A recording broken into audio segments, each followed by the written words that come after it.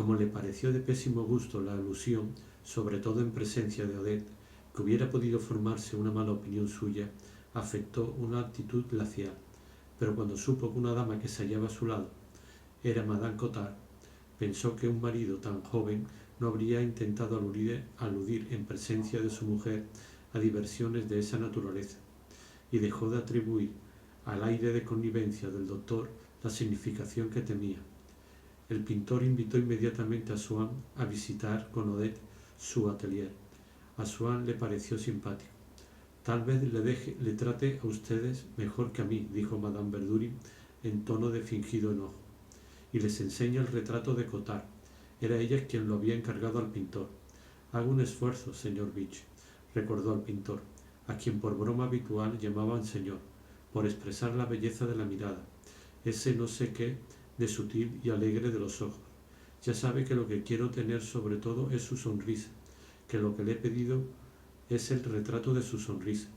Y como la frase le pareció notable, la repitió en voz muy alta para asegurarse de que varios invitados lo oyesen, y previamente hizo que, con un vago pretexto, algunos se acercasen. Swann pidió ser presentado a todo el mundo, incluido un viejo amigo de los Verdurin, Saniet, quien, por su timidez, sencillez y buen corazón, había terminado perdiendo en todas partes la consideración que le había granjeado su erudición de archivero, su gran fortuna y la distinguida familia de la que procedía. Cuando hablaba, parecía tener llena de sopa la boca, cosa adorable porque antes adelantaba un defecto de la lengua que una cualidad del alma, una especie de residuo de la inocencia de la edad primera que nunca había perdido. Todas las consonantes que no lograba pronunciar correspondían a otras tantas asperezas de las que era incapaz. Cuando pidió ser presentado al señor Saniet, Swann dio a Madame Verdurin la impresión de que invertía los papeles, hasta el punto de que, al responderle, dijo subrayando la diferencia: «Señor Swann, ¿tendría la bondad de permitirme que le presente a nuestro amigo Saniet?» Pero despertó en Saniet una ferviente simpatía que, por lo demás, nunca revelaron los Verdurin a Swann, porque Saniet les irritaba un poco y no trataban de procurarle amigos. Pero en cambio Swann los conmovió profundamente, creyendo que debía pedir acto seguido que lo presentasen a la tía del pianista. Vestida de negro como siempre, porque creía que de negro siempre está una bien y que no hay nada más distinguido, tenía la cara excesivamente roja, como siempre que acababa de comer. Se inclinó ante Swann con respeto para luego erguirse llena de majestad. Como carecía de la mínima instrucción y tenía miedo de cometer faltas de francés, pronunciaba a propósito de manera confusa, pensando que, si soltaba un gozapo, iría difuminado en medio de tal nebulosa que nadie podría distinguirlo con certeza, y así su conversación no era otra que una indistinta carraspera, de la que de vez en cuando emergían los raros vocablos de los que se sentía segura. Swann creyó poder burlarse un poco de ella en su conversación con Monsieur Verdurin, quien por el contrario se picó. «Es una mujer tan excelente», repuso éste. «Admito que no resulta muy brillante, pero le aseguro que es muy agradable hablar a solas con ella». «No lo dudo», se apresuró a conceder Swann. «Quería decir que no me parecía eminente», añadió subrayando el adjetivo, cosa que en realidad es más bien un elogio. «Verá usted», dijo Monsieur Verdurin, «aunque le sorprenda, escribe de un modo delicioso. ¿Ha oído alguna vez a su sobrino? ¿Verdad que es admirable, doctor? ¿Quiere que le pida que le toque algo? Señor Swann? Sería para mí una dicha». Empezaba a responder Swann, cuando el doctor le interrumpió con aire burlón, porque, habiendo oído decir que en la conversación el énfasis, el empleo de forma solemne, estaba anticuado, en cuanto oía una palabra grave pronunciada en serio, como acababa de serlo la palabra dicha, creía que quien la pronunciaba incurría en pecado de pomposidad, y si además esa palabra figuraba por azar entre las que él denominaba un tópico manido, por corriente que por otro lado fuese la palabra, el doctor suponía que la frase iniciada era ridícula, y la remataba, irónicamente, con el lugar común dando la impresión de acusar a su interlocutor de haber querido colocarlo, cuando a éste nunca se le habría pasado por la cabeza. Una dicha para Francia, exclamó con malicia levantando los brazos con énfasis. Monsieur Verdurin no pudo contener la risa.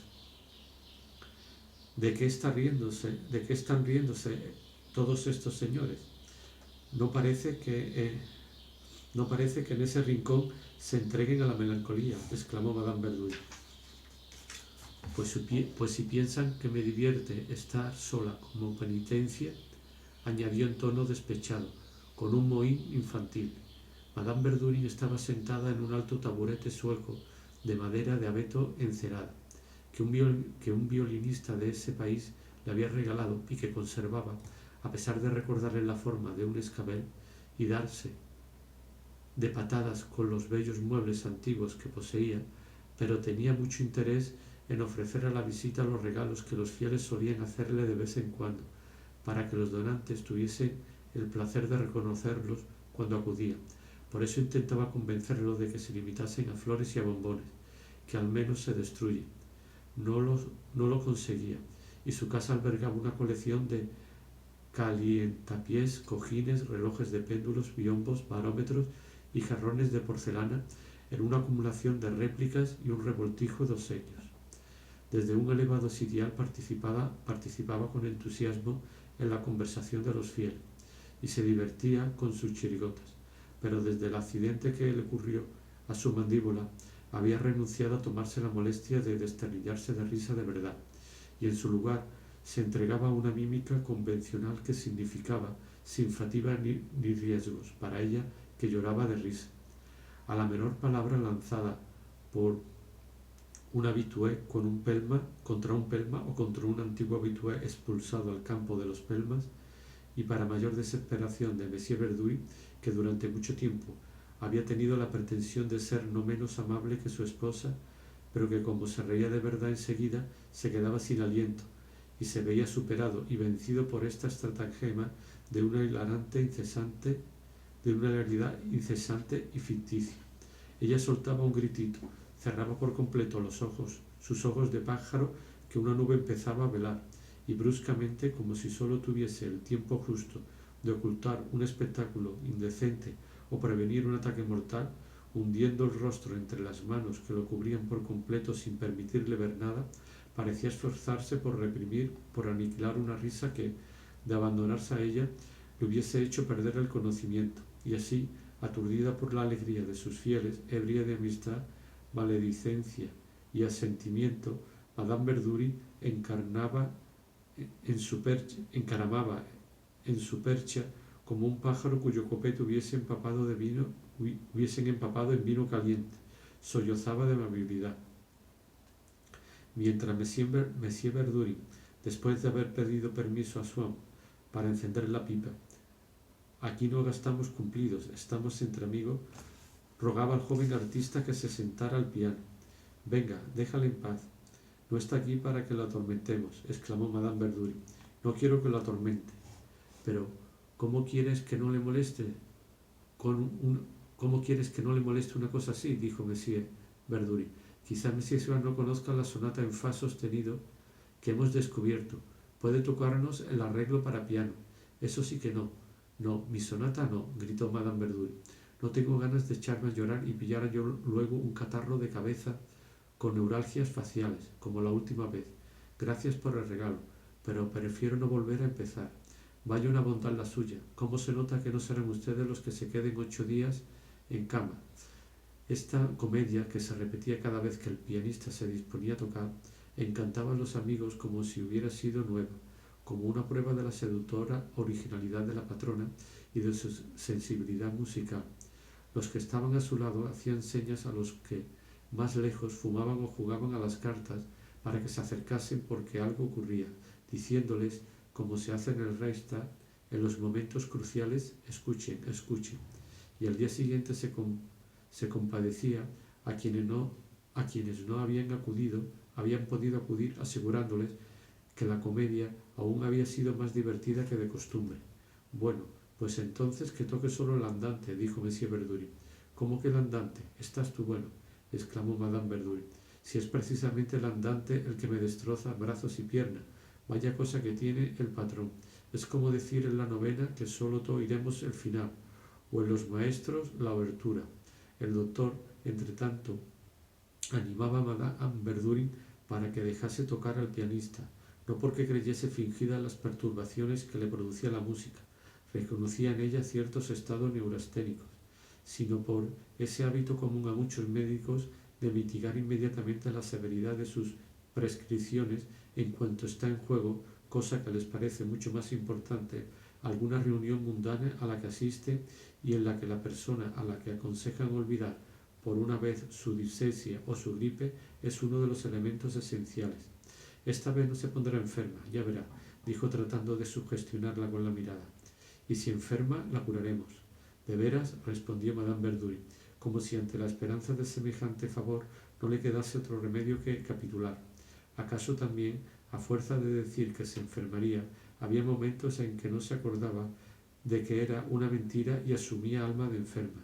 Porque algunos enfermos, cansados de verse obligados constantemente a que la escasez de los ataques que sufre dependan de su propia prudencia, gustan de convencerse a sí mismos de que podrán hacer impunemente cuanto les place y de ordinario les sienta mal, a condición de ponerse en manos de un ser todopoderoso que, sin molestarse ellos para nada, con una palabra o una píldora, los ponga de nuevo en pie.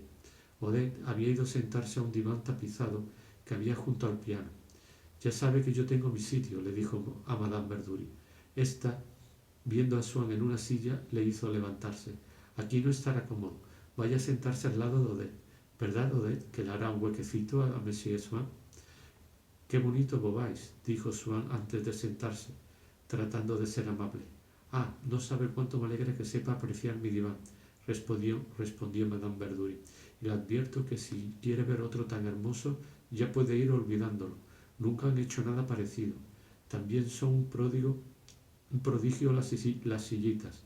Dentro de un momento podrá verlas. Cada bronce tiene un motivo que corresponde como atributo al breve tema del asiento. Verá que, si se digna mirarla, habrá de divertirse. Le prometo que pasará un buen rato.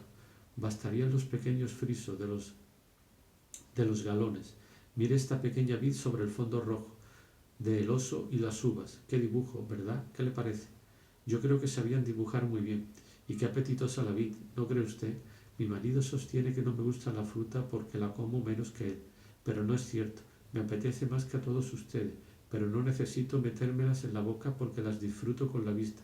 ¿Por qué se ríen todos ustedes? Pregúntale al doctor. Le dirá que esas uvas me purgan. Otras hacen las curas de Fontainebleau, mientras que yo me hago mi pequeña cura de Beauvais. Pero, señor Swann, no puede irse sin haber tocado los pequeños bronces de los respaldos. Qué suavidad de pátina, ¿verdad? No, con toda la mano, no, tóquelos bien. Ah, sí, Madame Verdurin. Empezaba a manosear los bronces.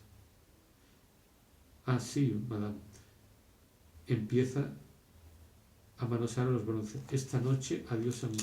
Ah, si Madame Verdurin empieza a manosear los bronces, esta noche, adiós música, dijo el pintor. Cállese, qué malo es usted. En el fondo, dijo volviéndose hacia Swann, a nosotras las mujeres nos prohíben cosas menos voluptuosas, pero no hay carne que pueda compararse con esto. Cuando Monsieur Verdurin me hacía el honor de sentir celos de mí, venga, sé corte por lo menos, no diga que nunca los tuviste. Pero si yo no digo absolutamente nada. Veamos, doctor, le tomo por testigo. ¿He dicho algo? Swann palpaba los bronces por cortesía y no se atrevía a dejar de hacerlo. Vamos, ya los acariciará más tarde. Ahora va a ser usted el acariciado en los oídos. Estoy seguro de que te gustará, y de ello va a encargarse este jovencito. Y cuando el pianista terminó de tocar, Swann estuvo más amable todavía con él que con el resto de las personas que allí se encontraban, y la causa era la siguiente. El año anterior, en una velada, había oído una obra musical ejecutada a piano y violín. En un primer momento solo había saboreado la cualidad material de los sonidos que los instrumentos segregaban, y cuando ya le había causado un gran placer cuando, por debajo de la tenue línea del violín, delgada, resistente, densa y directriz, De pronto había visto tratar de elevarse como un chapoteo líquido la masa de la parte para piano, multiforme, indivisa, plana e hirviente como la malva agitación de las olas que fascina y bemola el claro de luna. Pero en un momento dado, sin poder distinguir con nitidez un contorno ni dar nombre a lo que le agradaba, hechizado de improviso, había tratado de recoger la frase o la armonía, y él mismo lo sabía que pasaba y que le había abierto más ampliamente el alma, como ciertos efluvios de rosas que circulan en el aire húmedo del atardecer tienen la propiedad de dilatar nuestra nariz. ¿Acaso por no conocer la música había podido sentir una impresión tan confusa, una de esas impresiones que tal vez son, sin embargo, las únicas puramente musicales, inextensas, enteramente originales, irreductibles a cualquier otro orden de impresiones? Una impresión de este género, durante un instante, es, por así decir, sine materia. Cierto que las notas que entonces oímos ya tienen, según su altura y cantidad, a cubrir delante de nuestros ojos superficies de variadas dimensiones, a trazar arabescos, a darnos sensaciones de amplitud, de tenuidad, de estabilidad, de capricho, pero las notas se han desvanecido antes de que estas sensaciones se hayan formado suficientemente dentro de nosotros para no verse sumergidas por las que ya despiertan las notas siguientes e incluso simultáneas, y esa impresión seguiría envolviendo en su liquidez y su difuminación los motivos que por instantes emergen, apenas discernibles, para hundirse al punto y desaparecer, sólo conocidos por el placer particular que dan, imposibles de describir, de recordar, de nombrar, inefables. Si la memoria, como un obrero que trabaja para asentar cimientos duraderos en medio de las olas, fabricando por nosotros facsímiles de esas frases fugaces, no nos permitiesen compararla y diferenciarla de las que le siguen, y así, nada más expirar la deliciosa sensación que Swann había sentido, acto seguido su memoria le había suministrado una transcripción quizás sumaria y provisional, pero sobre todo le había puesto los ojos mientras continuaba el trozo, de modo que cuando esa misma impresión retornó de golpe, había dejado de ser incomprensible. Imaginaba su extensión, los agrupamientos simétricos, la grafía, el valor expresivo. Delante de sí tenía esa cosa que ya no era música pura, que es dibujo, arquitectura, pensamiento, y que permite recordar la música. Aquella vez Swann había distinguido nítidamente una frase elevándose durante unos instantes por encima de las ondas sonoras. Inmediatamente le había propuesto voluptuosidades particulares que nunca había imaginado antes de oírla, y que sólo ella, estaba seguro, podría hacérselas conocer, y había sentido por esa frase una especie de amor desconocido. Con su ritmo lento lo encaminaba primero aquí, después allá, luego más lejos, hacia una felicidad noble, ininteligible y precisa. Y de repente, en el punto a que había llegado y de donde él se disponía a seguirla, tras una pausa de un instante bruscamente cambiaba de dirección, y con un movimiento nuevo, más rápido, sutil, melancólico, incesante y dulce, lo arrastraba con ella hacia perspectiva desconocida. Luego desapareció. Deseó apasionadamente volver a verla por tercera vez, y de hecho reapareció, pero sin hablarle con más claridad, causándole incluso una voluptuosidad menos profunda. Pero una vez en casa tuvo necesidad de ella. Era como un hombre en cuya vida una mujer pasa, entrevista un momento, ha introducido la imagen de una belleza nueva que presta a su propia sensibilidad un valor más alto, sin que sepa siquiera si alguna vez podrá ver de nuevo a la que ya ama y de la que ignora hasta el nombre. Incluso este amor por una frase musical pareció por un momento que había de iniciar en Swann la posibilidad de una especie de rejuvenecimiento. Hacía tanto tiempo que había renunciado a aplicar a su vida a una meta ideal, limitándola a la consecución de satisfacciones cotidianas que, sin decírselo nunca formalmente, creía que nada cambiaría hasta su muerte. Es más, como ya no sentía ideas elevadas en su mente, había dejado de creer en su realidad, sin poder negarlas por lo demás por completo. Por eso había tomado la costumbre de refugiarse en pensamientos sin importancia que le permitían dejar a un lado el fondo de las cosas. Así como no se preguntaba si no habría sido mejor no hacer vida social, aunque en cambio supiese con certeza que si aceptaba una invitación debía acudir, y que si no hacía una visita luego debía dejar una tarjeta. Así también, en la conversación, se esforzaba por no expresar nunca con ardor una opinión íntima sobre las cosas, pero sí por proporcionar detalles materiales que en cierto modo tuviesen valor en sí mismo y le permitiesen no dar ninguna medida de sí. Era de una precisión extrema con una receta de cocina, con una fecha del nacimiento o la muerte de un pintor, con la nomenclatura de sus obras.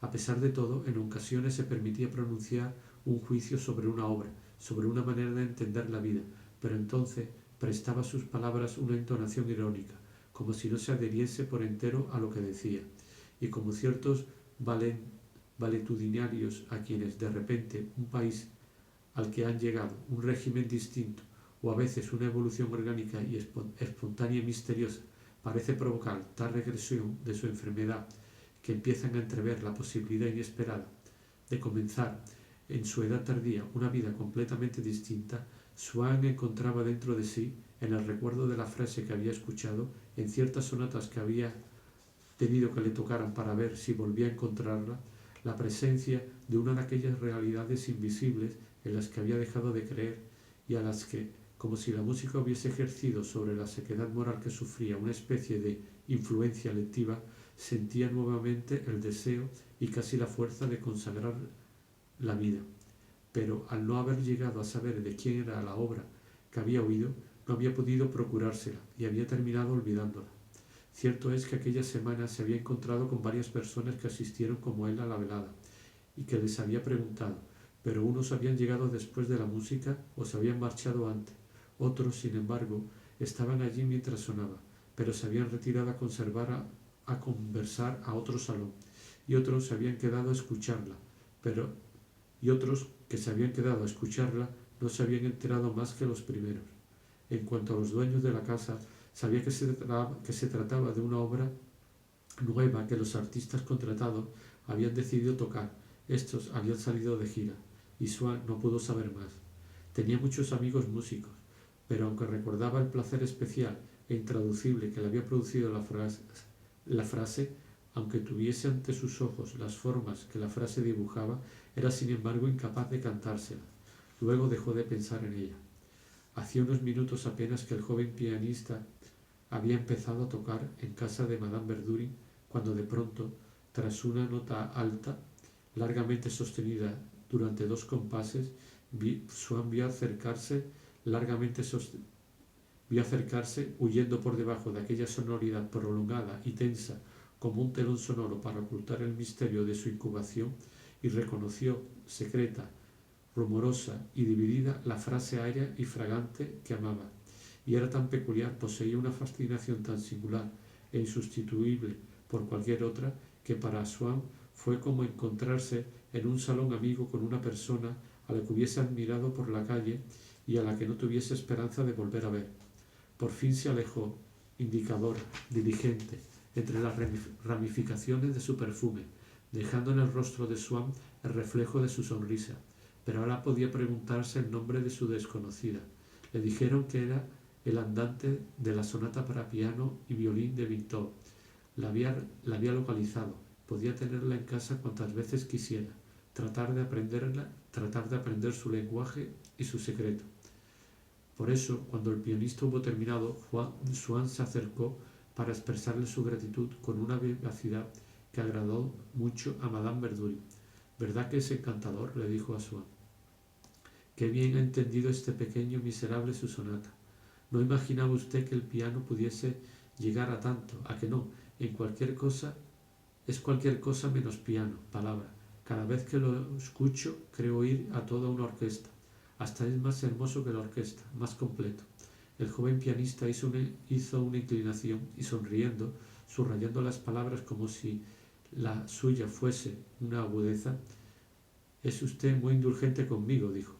Y mientras Madame Verdurin decía a su marido: «Vamos, dale una naranja, que bien se la ha merecido», Swann le contaba a Odette cómo se había enamorado de aquella pequeña frase, y cuando Madame Verdurin dijo desde algo más lejos, creo que están diciéndole cosas bonitas, Odette. Esta respondió, sí, muy bonitas, y a Swann le pareció deliciosa su candidez. Mientras recogía información sobre Vintol, sobre su obra, sobre la época de su vida en que había compuesto aquella sonata, sobre lo que para él había podido significar aquella breve frase. Esto era sobre lo que habría querido saber, pero ninguna de todas aquellas personas que hacían gala en admirar al músico, cuando Swann dijo que la sonata era realmente hermosa, Madame Verdurin había exclamado: «Estoy de acuerdo, es hermosa, pero no es de recibo no conocer la sonata de Vintol, no hay derecho a no conocerla». Y el pintor había añadido: «Realmente es una grandísima máquina, ¿verdad? No es, si usted quiere, una cosa taquillera y de público. No quiere una emoción de primerísimo orden para los artistas. No, pero tiene una emoción de primerísimo orden para los artistas». Ninguna de aquellas personas parecía haberse planteado jamás aquellas preguntas, porque fueron incapaces de responderlas. Incluso a una o dos observaciones particulares que Swann hizo sobre su frase preferida: «Vaya, qué divertido, nunca me había fijado. He de confesarle que no me gusta demasiado meterme en jardines y extraviarme en la punta de una aguja. Aquí no perdemos el tiempo pidiendo peras al olmo. No ese es el estilo de la casa», respondió Madame Verdurin, a quien el doctor Cottard contemplaba con admiración beatífica y estudioso fervor navegar por aquel mar de frases hechas. Además, él y Madame Cottard, con una especie de sentido común que también poseen ciertas gentes del pueblo, se aseguraban mucho de expresar juicios o fingir admiración por una música que, según se confesaban mutuamente, ya de vuelta en casa, no comprendían mejor que la pintura del señor Bich, y es que, como de la fascinación, la gracia y las formas de la naturaleza, el público solo conoce lo que ha sacado de las trivialidades de un arte lentamente asimilado, y como el artista original empieza por rechazar esas trivialidades, el señor y la señora Cottard imagen en esto del público no encontraban ni en la sonata de Vintol ni en los retratos del pintor lo que para ellos era la armonía de la música y la belleza de la pintura. Cuando el pianista tocaba la sonata, tenía la impresión de que se amontonaban al azar sobre el piano notas que, de hecho, no abarcaban las formas a que estaban habituados, y de que el pintor arrojaba al azar los colores como sobre sus telas. Cuando en éstas lograban reconocer alguna forma, les parecía pesada y avulgarada, es decir, desprovista de la elegancia de la escuela de pintor, por cuyo filtro veían incluso a los seres vivos por la calle, y sin verdad alguna, como si el señor Bich no hubiese sabido cómo estaba hecho un hombro y que las mujeres no tienen el pelo de color malva. Con todo, cuando los fieles se dispersaron, el doctor pensó que era propicia la ocasión, y mientras Madame Verdurin hacía un último comentario sobre la sonata de Vintol, como un nadador principiante que se lanza al agua para aprender,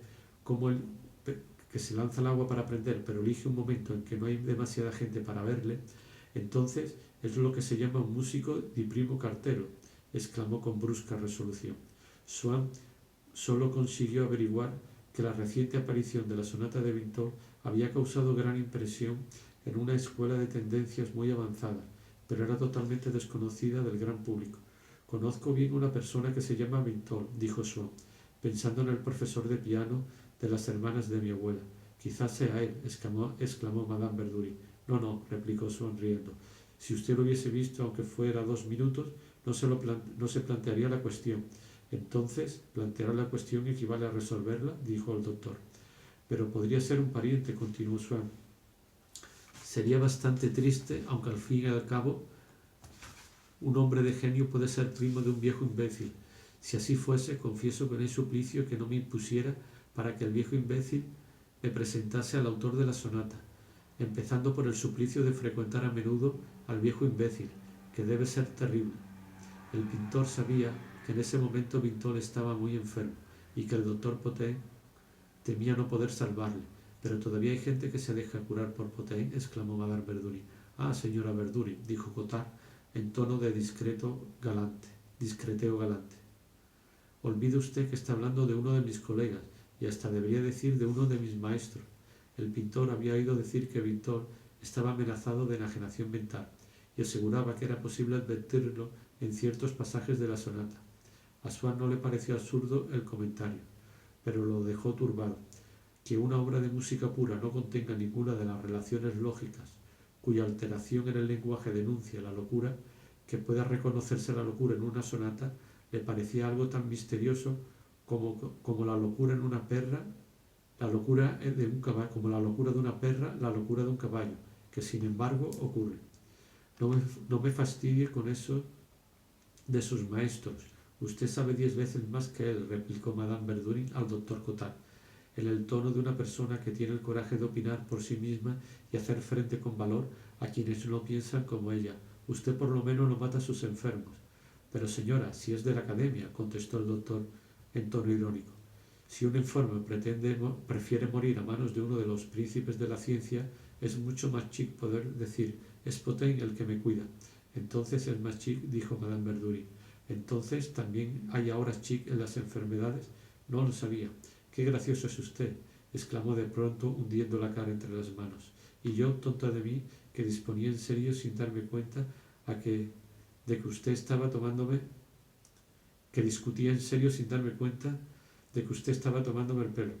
Como a Madame Verdurin le pareció demasiado fatigado echarse a reír como Monsieur Verdurin le pareció demasiado fatigoso echarse a reír por tan poca cosa, se limitó a expulsar una bocanada de humo de su pipa, pensando entristecido que nunca podría rivalizar con su mujer en el terreno de la amabilidad. «No sabe cuánto nos agrada su amigo», le dijo Madame Verdurin a Odette, cuando ésta se despedía dándole las buenas noches. «Es sencillo, encantador. Si todos los amigos que tiene que presentarnos son así, puede traerlos». Monsieur Verdurin comentó que, sin embargo, Swann no había sabido apreciar a la tía del pianista. Se ha sentido algo desorientado», replicó Madame Verdurin. «No puedes pretender que la primera vez ya tenga el tono de la casa como Cottard, que forma parte de nuestro pequeño clan desde hace años. La primera vez no cuenta. Sirve para tomar contacto. Odette, hemos quedado en que mañana irá Swann a buscarnos al Châtelet. ¿Por qué no pasa usted a recogerle? No quiere. En fin, como usted guste. Con tal de que él no nos falle en el último momento». Con gran sorpresa de Madame Verdurin, Swann no falló nunca. Iba a buscarlas a cualquier parte. Algunas veces a los restaurantes de las afueras, de donde todavía se iba poco por no ser la temporada. En más ocasiones al teatro, que gustaba mucho a Madame Verdurin, y cierto día en su casa. Ella dijo delante de Swann que, para las noches de estreno y las funciones de gala, le sería de gran utilidad disponer de un pase, que le había resultado muy cómodo no tenerlo el día de los funerales de Gambetta. Swann, que nunca hablaba de sus amistades brillantes, sino solo de aquellas poco cotizadas que le hubiera parecido poco delicado ocultar y entre las que se había acostumbrado en el Faubourg Saint-Germain a colocar las relaciones con el mundo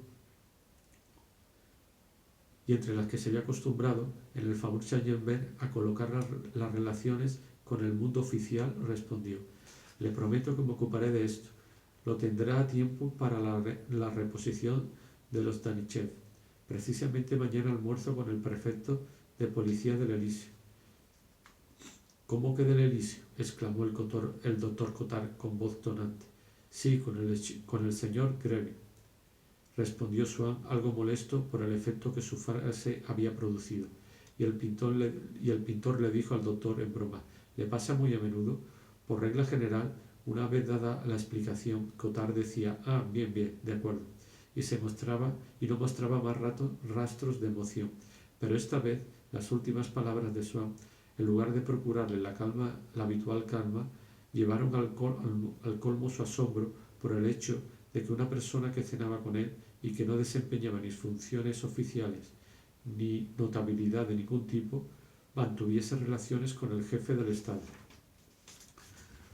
«¿Cómo? ¿Con el señor Grevy?». ¿Conoce usted al señor Grevy?, le dijo a Swann con aire estúpido e incrédulo con el aire estúpido e incrédulo de un municipal a quien un desconocido pide ver al presidente de la República y que, comprendiendo por sus palabras con quién tenía que habérselas, como dicen los periódicos, asegura al pobre demente que va a ser recibido de inmediato y lo encamina a la enfermería especial de la prevención. Sí, le conozco algo.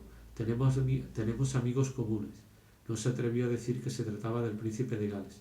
Además, invita a mucha gente y le aseguro que esos almuerzos resultan poco divertidos. Son además muy sencillos. Nunca hay más de 8 personas a la mesa, respondió Swann tratando de borrar cuanto parecía tener de excesivamente deslumbrante a ojos de su interlocutor unas relaciones con el presidente de la República. Acto seguido, Cottard, remitiéndose a las palabras de Swann, adoptó sobre el valor de una invitación de parte del señor Grevy la opinión de que era cosa muy poco buscada y al alcance de cualquiera. Desde entonces no volvió a asombrarle que Swann, como cualquier otra persona, frecuentase el Elíseo, y hasta cierto punto lo compadecía, por ir a unos almuerzos que, según confesión del propio invitado, eran aburridos. Ya, de acuerdo, dijo en el tono de un aduanero que, desconfiado hacía un momento, tras vuestras explicaciones os devuelve la visa y os deja pasar sin abriros las maletas. Ya lo creo que deben de ser poco divertidos esos almuerzos. ¿Cuánto valor necesitará usted para ir?, dijo Madame Verdurin, que imaginaba al presidente de la República como un pelma particularmente temible por disponer de medios de seducción y de coerción que, aplicados a sus fieles, hubieran podido inducirlos a fallarle. Parece que es sordo como una tapia y de que come con los dedos. Cierto que no debe de resultarle muy divertido ir, dijo el doctor con un punto de conmiseración, y recordando la cifra de 8 comensales. ¿Son almuerzos íntimos?, preguntó vivamente, con más celo de lingüista que con curiosidad de papanatas.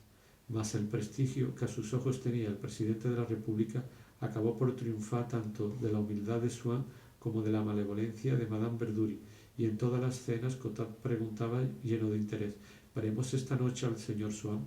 ¿Tiene relaciones personales con el señor Grevy? Es lo que se llama un gentleman, ¿no? Y hasta llegó a ofrecerle una invitación para la exposición odontológica.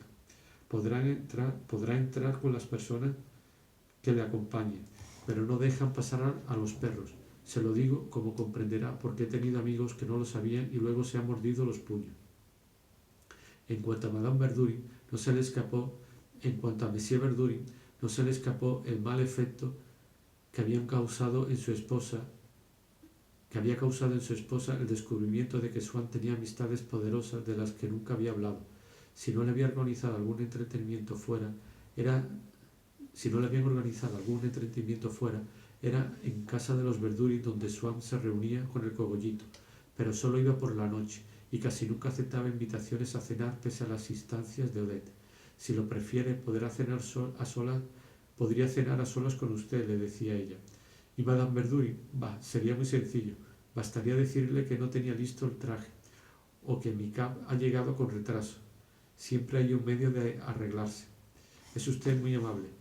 Pero Swann se decía que, si demostraba a Odette, consintiendo únicamente a reunirse con ella después de cenar, que había placeres preferibles al estar con ella, la atracción que sentía por él tardaría mucho tiempo en saciarse. Por otro lado, como prefería infinitamente más que la de Odette la belleza de una obrerita fresca y rolliza, como una rosa de la que se había enamorado, le gustaba pasar con ella el principio de la velada, seguro de ver luego a Odette. Por las mismas razones nunca aceptaba que Odette fuera a recogerlo para ir a casa de los Verdurin. La obrerita lo esperaba cerca de su casa, en una esquina que su cochero Remy conocía